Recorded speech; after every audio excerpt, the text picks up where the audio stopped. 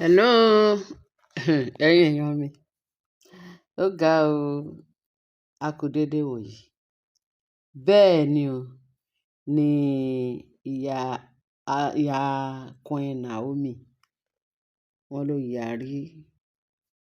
Ó yarí nígbà tí wọ́n rí pé àwọn Ashley àti Mariam wọ́n lọ da nǹkan lẹ̀ fún ọmọ ẹ̀ láti tẹ̀ mọ́lẹ̀ láàfin. Ọmọ ò tí pé 4 days tó dé sáàfin, wọ́n ti ń wá bọ́n ṣe fẹ́ pa á náà fi lọ dá májèlé lẹ̀ fún un tó dẹ̀ tẹ̀ mọ́lẹ̀ tó dẹ̀ di pé Queen Naomi Ọlọ́run ló yọ ọ́ o, Ọlọ́run ló lè padà sáyé o, pé àsìkò ẹ̀ ò tí tó o, padà ìránṣẹ́ mi, kò tí ìyá tó máa wá sọ́dọ̀ mi. Ọpẹ́lọpẹ́ Ọlọ́run alààyè, ọpẹ́lọpẹ́ Jésù Kristi Olúwa wa náà lé Naomi padà sáyé.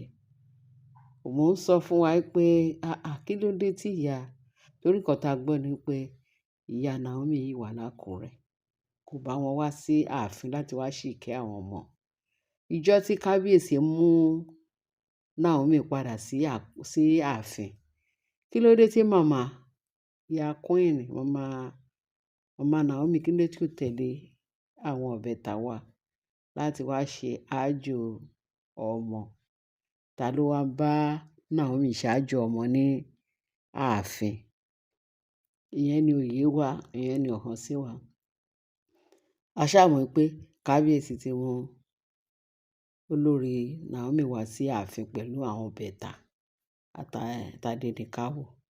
Màmá ò tẹ̀lé wọn, ta ló ń ṣáájú bíbí àwọn ìbẹ́ta? That is that. Wọ́n nígbà tó pẹ́ pé gbégédé ti gbiná láàfin, ọmọ ẹ̀ ti lọ tẹ májèlé mọ́lẹ̀ tó di pé Ọlọ́run ló yọ tí ó fi collapse. Ṣé yé wa báyìí? Wọ́n nígbà tó di àárọ̀ ọjọ́ kejì, that is àárọ̀ àná, ṣé níyẹn ti ń dìjẹta, àárọ̀ àná ni ìyá yẹn wá jí wá, òun àti Gbénró àti Simi àti àwọn àgbààgbà láti Àkúrẹ́ pé nǹkan báyìí ló ṣẹlẹ̀ láàfin. Kí ló dé? A dúpẹ́ lọ́dọ̀ Ọlọ́run pé òun lè wá síbí láàárọ̀ yìí láti wá béèrè nǹkan tó ṣẹlẹ̀. Wọ́n ní màmá yẹn ti wọ ṣòkòtò, ó ti sán jà gidi gan.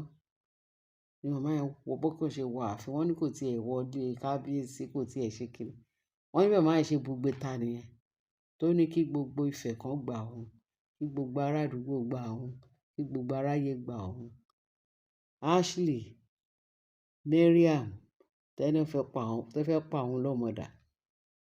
Wọ́n ní bí màmá ṣe bẹ̀rẹ̀ sí ní pariwo tí màmá ń wọ̀nra mọ́lẹ̀. Bí wọ́n ní before you know it, wọ́n ní Mariam ti ferege, Ashley ti ferege. Wọ́n ní wọ́n wá wọn tì láàfin. Bí màmá ṣe dé ẹnu ọ̀nà ilé ló gbó géètì wọn jigijigijigijigi, ó lọ sí ọ̀dọ̀ Mariam, ó lọ sọ́dọ̀ Ashley, gbogbo wọn ti sá lọ. Wọ́n ní sísá lọ pé wọ́n ti ẹ̀ rí, wọ́n ti fẹsẹ̀ fẹ́ àwọn méjèèjì. Wọ́n ní bí màmá yẹn ṣe ní òun ò sí láàfin, kò sí problem. Òun á kọ́kọ́ bẹ̀rẹ̀ láti ọ̀dọ̀ Ashley torí ìlú ẹ̀ ni òun wà, àdúgbò ẹ̀ lòun wà, òun lọ sí Láfóyèdé house. Pé kò sí ibòmíì tó máa sá lọ, fẹ́ lọ pariwo lé lórí ńbẹ̀. Wọ́n ní bí màmá yẹn ṣe, àmọ́ ní kò sí nǹkan tó fẹ́ bọ̀ látòkè tó máa wá ba nǹkan jẹ́ nsàlẹ̀. Pé òun àti ẹ̀, wọ́n ní koríko tó ní kinní kan má ṣe kábítì. Wọ́n ní koríko tí erin bá ti tàtẹ̀ gbé, màmá yẹn ní lénìí kò ní dọ̀la, kò sí nǹkan tó máa fòun ṣe. Òun máa wà láyé, ọmọ òun máa wà láàyè. Òun ò ní wà láàyè kan pa òun lọ́mọ. Òun máa fojú wọn, Ọlọ́run má yẹ kójú òun rí rádaràda láyé òun. Ọmọ tó jẹ́ pé òun lè jìkà ẹ̀ tí ò jẹ́ kí aṣọ jábọ́. wọ́n fẹ́ ká òun lẹ́yìn ọ̀kan pé kì í ṣe bí. Wọ́n ní màmá yẹn ó lọ sí, kò sí anybody tó lè mú màmá yẹn lánàá yẹn. Wọ́n ní bó ṣe dé Láfógìdì house, wọ́n ní màmá yẹn dàbẹ̀rù ló mú Ashley tó bá Ashley tó wọ́ fún Ashley jáde síta. Tí màmá yẹn fi orí tó, wọ́n ní ó ṣẹ́ Ashley nígbò, àfigbò. Wọ́n ní Ọlọ́run ló máa yọ Ashley. Ashley tójú ọ̀kan ò ti fọ́ lánàá. Wọ́n ní bó ti ó ṣẹ́ ń gbọ́dọ̀ fún ní ìfọ̀tí. Wọ́n ní màmá yẹn, pẹ̀lú bí màmá yẹn ṣe rí gìrìgbà, wọ́n ló sọ wípé kí Ashley kán jọ mú nǹkan lẹ̀ lánàá. Bójá Ashley ló máa lu òun ló máa lu Ashley, pé wọ́n ṣe kù sí lánàá ni. Ewu á wo ará àdúgbò. Wọn kò tiẹ̀ sẹ́ni, àwọn àtàwọn tó mọ̀ àtàwọn tó mọ̀ nǹkan tó ń ṣẹlẹ̀ láàfin pé gbogbo àdúgbò yẹn ló mọ̀ lánàá yìí. Pé màmá yẹn ní kí steady tí Ashley máa fi pa òun, pé kó pa ọmọ òun, pé kó pa òun nìyẹn, pé òun ti dé kó pa òun. Abẹ́lé tà sí okò tí pípa agbára ò sí lọ́wọ́ ẹ̀ láti fi pa òun lára. Wọ́n ní kì í ṣe kékeré o. Wọ́n ní before you know it, ti ní káwọn, wọ́n ní wọ́n ti lọ kó sójà. Wọ́n ti kó sójà wá bíbà pé lèní kò ní dọ̀la. Wọ́n ní àwọn sójà gan pé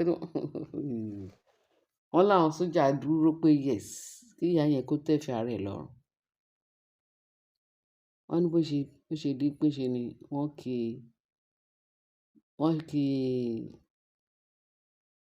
Ashley mọ́lẹ̀ ni o. Wọ́n ṣe handcuff ẹ̀. Wọ́n ní kì í ṣe kékeré, wọ́n láwọn Aláfógìdì pẹ̀lú orí burúkú wọn, pẹ̀lú bọ́n ṣe sọ pé àwọn fẹ́ pa ara wọn láì ṣe pé wọ́n fẹ́ pa ẹyẹ náà, kò fẹ́ pa ẹja láì ṣe pé wọ́n fẹ́ pa adìẹ. Òun wá sọ pé ọmọ ìyá Naomi náà fẹ́ pa.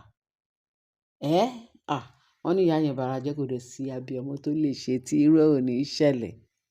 Kò sábiyamọ náà láyé àti lọ́run tí ò lè ṣe. Wọ́n ní àṣé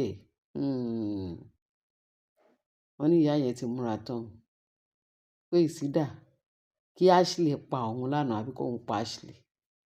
Wọ́n ní kì í máa ṣe kékeré.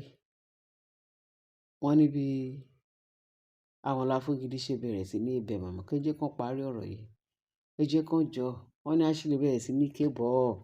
Wọ́n ló ń ké bọ̀ ọ́ bí ẹran iléyá. Wọ́n ní kì í ṣe kékeré. Báwọn sójà wà tó ń wòran tán, wọ́n kì í mọ́lẹ̀, wọ́n á fi handcuff sí bọ́n ṣe wọ́ lọ ni. Láwọn Láfógìdì sọ pé kó jẹ́ kán parí ọ̀rọ̀, ẹ jẹ́ kán settle, ẹ jẹ́ kán ṣe kinní. Wọ́n ní kán settle. Tó bá jẹ́ pé wọ́n ti pa òun lọ́mọ, ẹnu wo lẹ fẹ́ fi sọ fún òun pé kí òun settle? Wọ́n ní that is that. Wọ́n ti lọ mú Ashley, wọ́n ní wọ́n ti lọ tì yẹn mọ́lẹ̀. Wọ́n ní màmá yẹn tún wá ń lérí o, pé tóun bá ti finish pẹ̀lú Ashley tán, òun máa lọ sí Ìgbìrà o. Òun máa lọ ká yẹn náà mọ́lé nílùú Ìgbìrà. Ìyẹn tí màmá yẹn bá mọ ẹnu ọ̀nà. Á ti mọ̀, á mọ̀, kò sígbà tí wọ́n ní mọ̀. Kábíyèsí gan á ti sọ̀rọ̀, á ti sọ fún.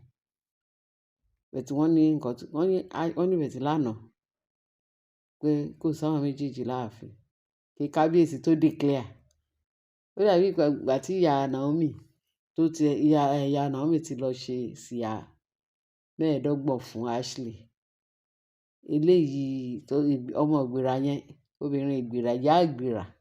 Nítorí tá bá sọ pé ọmọ Ìgbìrà á fún ní respect. Ìyá Ìgbìrà, ìyá arúgbó tó ń bá ọmọ inú ẹ̀ du ọkọ.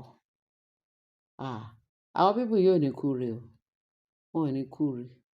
Àyàfi tó bá jẹ́ pé Naomi ló gba ọkọ wọn, pé kì í ṣe àwọn náà gba ọkọ Naomi. Agbára ẹ̀jẹ̀ Jésù. Iná máa jó wọn, àrá máa sán wọn pa. Kò bá ń jẹ́ tọ́lọ́run, ó ń jẹ́ ti Jésù Kristi lókè. Bẹ́ẹ̀ ni. Because see no reason, kò sí bá ṣe fẹ́ wádìí gbogbo pátápátá tá a máa sọ pé this is nǹkan tí Naomi ṣe fún wọn. So wọ́n ní màmá yẹn kì í ṣe kékeré o. Ó lọ ṣe 25 fún Ashley. Ashley ti gba tiẹ̀ mọ̀ kí kábíyèsí tó wá bẹ̀rẹ̀ sí ní announce. Torí action yẹn pọ̀ jù o. Wọ́n ní gbogbo scenario yẹn láti jẹta pé kábíyèsí is not of himself. Wọ́n ní ṣe ló sọ wípé nǹkan tó bá máa gbà la máa fún. Òun ò fẹ́ ìyàwó mọ́ o. Òun ti declare ara òun kó má bàa pa òun láìpẹ́ ọjọ́. Òun ò dẹ̀ ní la ojú òun lẹ̀ kán pa ìyàwó òun fún òun àtàwọn ọmọ òun. Kí lòun wáyé wá ṣe? Wọ́n ní kò jù bẹ́ẹ̀ lọ. Wọ́n ń retí, ṣé wọ́n ti ń retí kí ló ń jẹ́ Mariam. Kò sí bí ìyá ṣe lè, tí kábíyèsí ṣe yẹn is a final. Bẹ́ẹ̀ tí Mariam bá tún gbójú gbóyà tó tún padà tó tún wá sáàfin àgbà tiẹ̀. Àti ní kí màmá padà sí ààfin kó lọ tọ́jú àwọn ọmọ, kó bá Naomi tọ́jú Naomi, ara Naomi yìí tutù. Àti sọ fún Naomi pé kó sinmi ẹ̀dọ̀, kó yẹ fún rẹ̀ ní wàhálà. Èwo ni kó lọ máa drop Tádéníkáwò ní skúùlù. Ṣé òun ló kàn ni pẹ̀lú gbogbo ọlá ńlá kábíyèsí? Kí kábíyèsí má gba driver tó permanent. A mọ̀ pé bóyá exercise ló fẹ́ fi ṣe. No, enough is enough. Enough is enough. Naomi járe. Ẹ̀mí mímọ́ wà ń bẹ̀ fún ẹ. Agbára Jésù Kristi wà ń bẹ̀. Jẹ́ Jésù wà pẹ̀lú ẹ. Járe àwọn ogun ọ̀run yí ẹ ká ń bẹ̀ yẹn. Kó fúnra ẹ ní ìsinmi, kó fúnra ẹ ní break, kó fúnra ẹ ní ọ̀wọ̀, kó fúnra ẹ ní gbogbo nǹkan. Wọ́n wà pẹ̀lú ẹ. Má lo ara ẹ lòkulò torí Ọlọ́run ló ní ẹ. Ọlọ́run kò fẹ́ fún wàhálà. Jẹ́ kí wọ́n lọ máa drop kábíyèsí àti àwọn security tó gbádùn. Kán lọ máa gbé Tádéníkáwò ní school. Kán lọ máa mú lọ sí school. Ẹ tó bẹ́ẹ̀ jù bẹ́ẹ̀ lọ. Lórúkọ Jésù Ọlọ́run á fún wa àti kábíyèsí ṣe o. Because eléyìí lágbára jù. Etí gbogbo ayé ti kún fún gbogbo ìyà tí àwọn olórí yẹn fi jẹ ẹ́ in the name of pé òun fẹ́ kábíyèsí. Ó ò dẹ̀ fẹ́ ọkọ wọn. Ọlọ́run mọ inú ẹ̀, Ọlọ́run mọ èrò ọkàn ẹ̀. Ẹ̀yin èèyàn mi ẹ jọ̀ọ́ nítorí Ọlọ́run, mo ní kí n sáré gbé eléyìí wá sí yín létí kẹ́ tó gbọ́ eléyìí náà. Kẹ́ bá ṣàṣàrò lórí ẹ̀, kẹ́ bá fi tó kù sí comment section. Bẹ́ẹ̀ ni, ìyá Naomi ti jáde tán. Ó jà gẹ́gẹ́ bí abiyamọ. Mo ní ìyá yìí jọ mí. Ó jọ mí abiyamọ. Kò ní gbọ́ ẹkún ọmọ ẹ̀ kó má tajíwèrè. Bẹ́ẹ̀ ni. Ẹ ṣé ẹ̀yin èèyàn wa, bẹ́ẹ̀ ṣe tẹ́tí sí wa. Bá share, kẹ́ bá like, kẹ́ dẹ̀ bá subscribe. Ààbò Ọlọ́run á dájú lórí gbogbo wa. Ẹ ṣeun. Kẹ́ bá fi tó kù sí comment section. Jésù á dúró tì wá. Ẹ̀mí mímọ́ á dúró tì wá. Agbára ẹ̀jẹ̀ Jésù ó wà pẹ̀lú wa. Lórúkọ Jésù Kristi Olúwa wa. Amen. Jesus name. Bye.